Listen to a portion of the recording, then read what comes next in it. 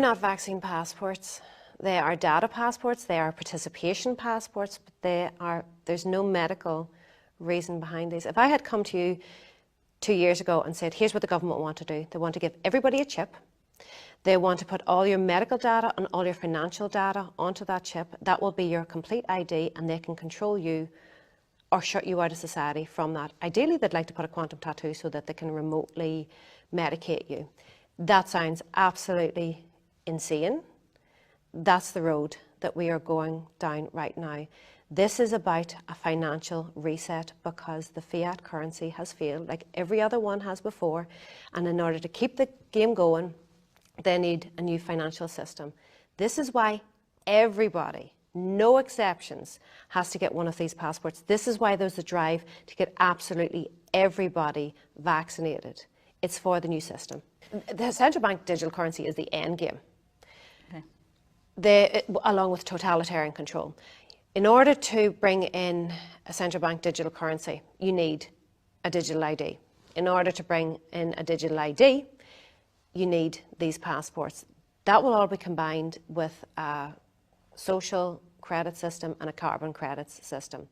Central bank digital currency has all the good aspects of a fiat currency for the government and nothing of what is good for us. The only benefit we have of a fiat currency is basically it's backed by nothing. It's a currency because the government say it is so. What we gain from that is privacy. That's what we are going to lose when we move into a central bank digital currency, and they're going to have complete control over every aspect of our finances. They can dictate where in the economy that you can spend it. They can say that you can only spend it in essential goods or on rent. They can fine you at will. They have complete control over every aspect of your finances. Now, when you link that into a social credits concept, they can sanction you or reward you. This has already been trialled in, I think, a province in northern China, where you go from a AAA rating down to a D rating. AAA, you get preference for jobs, your children get preference for school, and D, they can take your qualifications off you. Everybody has to buy into this. We have watched them move down, the propaganda move down the demographic. This started off with protect the vulnerable. Then it went down the age groups, pregnant women. Now it's children. Everybody, without exception, has to buy into this. This is the new financial system. Why do they need children? Children are earning, they're not, so right now, why are they after them right now? Well, they need to condition them, and they still need to be part. Right now, children would still need to be part of the financial system. They also need the data from the children. We're moving into AI technology. Mm-hmm. Data is the new gold. Energy is the new currency. Data is the new gold. With the children, they have them from a young age. They can track their behaviours. AI is only as good as the information that goes into it. So if you are gathering all this data from the children, you can program AI. Under the Obama administration, his last day in office, there was a paper that backed up by MIT that 83% of all jobs earning $20 or less will be automated away by 2030. The future is AI. They need the data. So that's a tremendous number of people, surely. Mm-hmm. So what's going to happen to them? Universal basic income. So they will be sitting at home getting a basic wage, but they won't be able to actually participate then? Is that what you're saying? Kind yes. of in terms of production, in terms of actually leading? They won't be needed. Production. They will not be needed. With the way technology is going, they're expected not to be needed.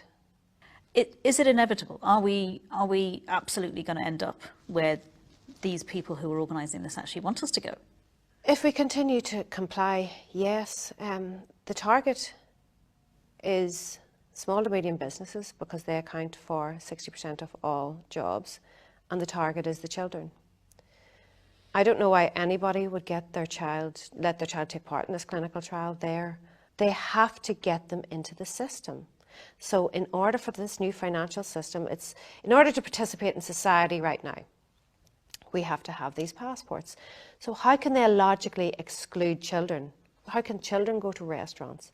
And this is the coercion that they're going to use to get the children. The same coercion that they used for us. They're saying that if they want to go to teen discos, they're doing the exact same thing with children. They are going after the children. Right now we have the Internet of Things. They want to move into the Internet of Bodies. The Internet of Things is, so your watch connects with your phone connects with your fridge, your TV. Heating system, like everything. They want it to be Internet of Bodies, where you connect via, in their words, an ingestible, a wearable, or an injectable. This is their words. So that you connect to all of this. This is all data that's available. Go and look at the WEF website, scroll down, Fourth Industrial Revolution.